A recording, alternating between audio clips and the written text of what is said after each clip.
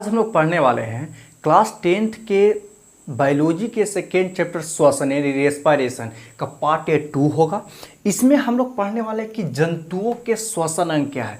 पिछले वीडियो में हम लोग श्वसन का पूरा डीप पढ़े, श्वसन क्या होता है, उसके प्रकार, उसके विशेषता, उनके बीच अंतर पढ़े थे। आज हम लोग जंतुओं के श्वसन अंग पढ़ेंगे। देखिए, श्वसन अंग जब पढ़ने वाले हैं तो एग्जाम के दृष्टिकोण से कितना इंपॉर्टेंट है। 2011 से 2022 तक में जितने भी सवाल पूछा है हमने सब आप लिख दिए हैं। सिर्फ 1 नंबर में और 2 नंबर पूछा है। 2 नंबर में केवल 16 2021 में पूछा था। देखिए, तिलचट्टा का श्वसन अंग कौन है, 2016 में पूछा था। और तिलचट्टा को ही इंग्लिश में बोलते हैं कॉकरोच, ये 2022 में पूछा था, जो पिछला साल पूछा था। तिलचट्टा में कितने जोड़े श्वास रंध्र पाई जाती है, इन तिलचट्टा में कितना जोड़ा श्वास नली पाई जाती है, श्वास रंध्र पाई जाती है, 2020 में पूछा था। मछली का श्वसन अंग कौन है, 16 में पूछा था और 2020 में पूछा था।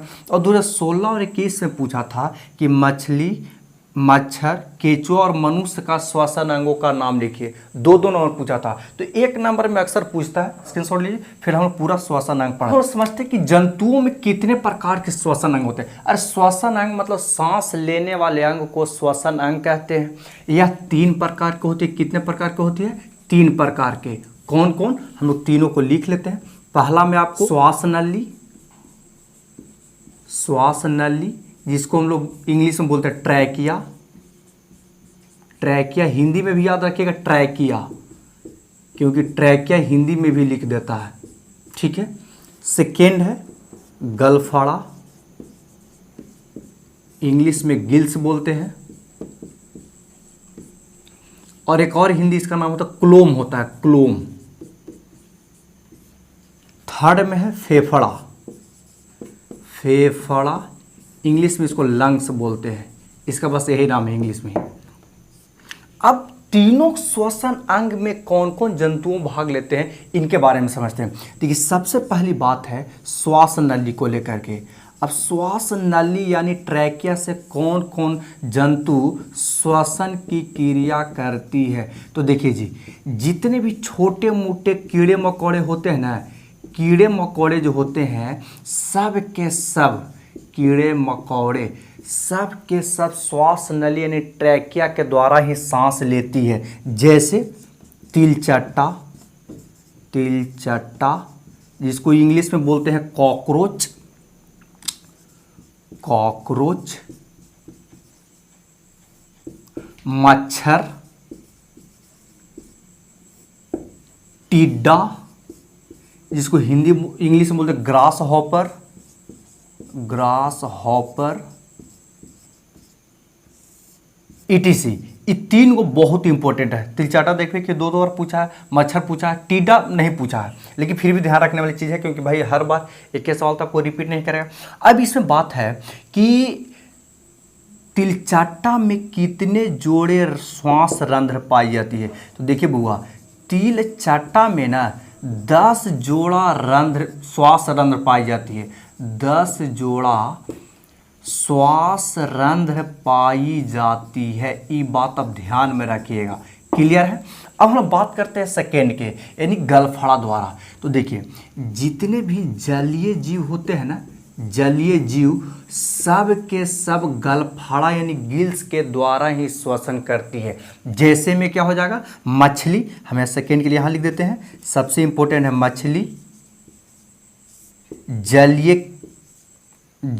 कीट, जलीय जो कीड़े मकोड़े होते हैं जलीय कीट कह देते इसको। झींगा, झींगा भी जलीय कीड़े, अरे कीड़ा का नाम है झींगा यार, मतलब कंपटीशन में पूछ गया कि झींगा का श्वसन अंग क्या है।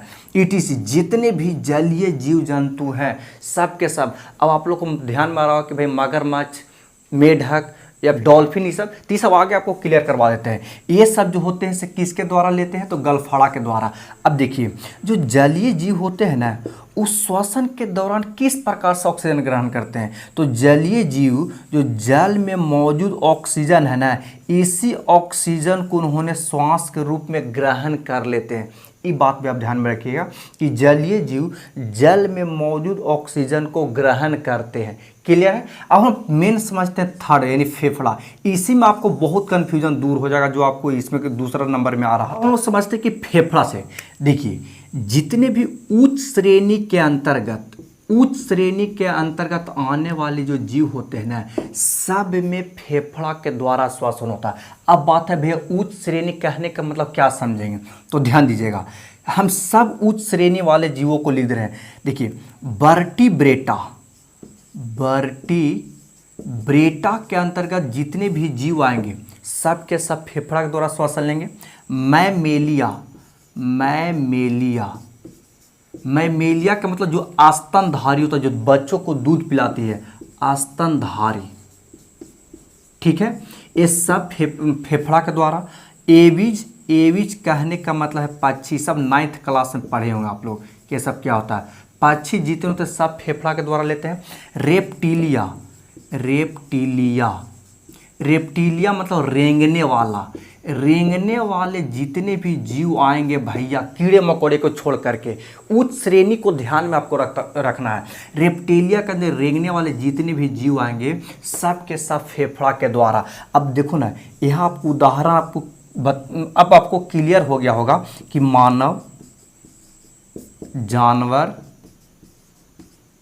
पक्षी, ये सब तो ठीक है, लेकिन क्या सांप के बारे में आपका क्या ख्याल है? तो भैया सांप भी आता है रेंगने वाला है, तो भी फेफड़ा के द्वारा।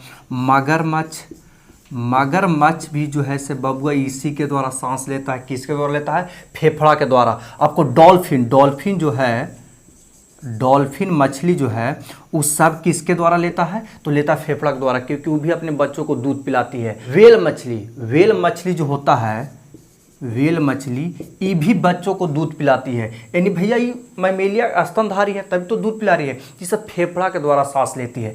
अब एक चीज़ और इम्पोर्टेंट है, देखिए बबुआ ये सब पूछा नहीं है, लेकिन ये सब बहुत बढ़िया प्रश्न है।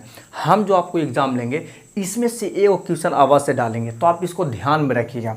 अब देखो ना यार, जितने भी उच्च श्रेणी के अंतर्गत हैं उनको ऊर्जा की मात्रा ज़्यादा चाहिए होता है, इसीलिए वायवीय श्वसन करेंगे। तो वही क्वेश्चन बनता है कि वायवीय श्वसन के लिए कौन सी अंग की जरूरत पड़ेगी, कौन सी श्वसन अंग? तो भैया वायवीय श्वसन के लिए फेफड़ा से ही संभव है। अगर वायवीय श्वसन करना है तो उसके लिए क्या चाहिए? फेफड़ा चाहिए। अब अच्छा, मेढक छूट रहा है यार, मेढक भी यरवा इसी में आता है। मेढक किसके द्वारा लेता है? फेफड़ा के द्वारा। अब मेढक के 3 अवस्था, खैर उससे पहले एक चीज़ और है उसको बताते हैं। जैसे केचुआ पूछा था ना, केचुआ किसके द्वारा सांस लेती है? तो देखो वो केचुआ जो लेती है त्वचा के द्वारा सांस लेती है। ये बहुत गिने चुने होते हैं जो त्वचा के द्वारा सांस लेती है। ये बात देखिए, मेढक के 3 अवस्था होता है। कौन कौन होता है? एक मेढक के बच्चा, अगर आप लोग मछली पकड़े होंगे तो जाते होंगे और छोटे छोटे मछली को पकड़ के ले लाते होंगे, और घर में अगर 10 जो बच्चा लोग होता है उसको मछली को मारता नहीं, उसको पालता है, उसको देखने में अच्छा लगता है, और 10 दिन बाद देखता है कि तो यार वो मेढक बन गया। तो मेढक के बच्चा को टेडपोल बोला जाता है। टेडपोल, वो टेडपोल जो सांस लेती है वो तो भैया मछली का रूप था, तो किसके द्वारा सांस लेगा? तो गलफड़ा के द्वारा लेगा, यानी गिल्स के द्वारा लेगा। तो मछली के बच्चे ने टेडपोल जो होती है वो गिल्स के द्वारा सांस लेती है। अब देखिए निष्क्रिय अवस्था कहने का मतलब होता है कि वो जमीन के अंदर रहता है। कहाँ रहता है? जब जमीन के अंदर हो जाता है, जो बरसात में पीला पीला निकलता है पूरी तरह से, वो निष्क्रिय अवस्था कहलाता है। वो जो सांस लेता है बबुआ, वो त्वचा के द्वारा सांस लेता है। किसके द्वारा सांस लेता है? त्वचा के द्वारा। लेकिन जब मेढक जवान हो जाता है पूरी तरह से तो उसको मेढके बोला जाता है। क्या बोला जाता है? मेढक। ये किसके द्वारा सांस लेता है? इसको लिखते हैं जवान मेढक को मेढक ही कहा जाता है। ये लेता है भैया फेफड़ा के द्वारा सांस लेता है। खैर इस आपको लिए ये वाला पूछता है, ये सब दोनों कंपटीशन लेवल कहा जाता है। क्लियर? देखिए इतना श्वसन अंग आप बिल्कुल ध्यान रखिए, क्योंकि आगे चल के कंपटीशन में भी जरूरी पड़ता है। अब यार कौन सी बड़ा चीज़ है यार, 3 गो अंग था, तीनों को थोड़ा सा का बढ़िया से विस्तार में ध्यान रखिए। ठीक है, अब हम लोग मिलेंगे नेक्स्ट वीडियो में। आपको देखिए श्वसन में ना हम एग्जाम के दृष्टिकोण से 3 पार्ट बांटा है। पहला पार्ट में श्वसन के बारे में बताए थे, इसमें श्वसन अंग बता दिए। और अगला पार्ट में जितना भी अंतर होता है वायवीय अवायवीय, श्वसन श्वासोच्छ्वास, श्वसन दहन, श्वसन और प्रकाश संश्लेषण, श्वसन और प्रश्वास और उच्छ्वास, जितने भी अंतर इसे आता है उस सब अंतर अगले वीडियो में बता देंगे। और सिर्फ 3 पार्ट एग्जाम के दृष्टिकोण से पढ़ना जरूरी है, उसके अलावा कुछ भी पढ़ने की जरूरत नहीं है। फिर हम लोग मिलेंगे नेक्स्ट वीडियो में।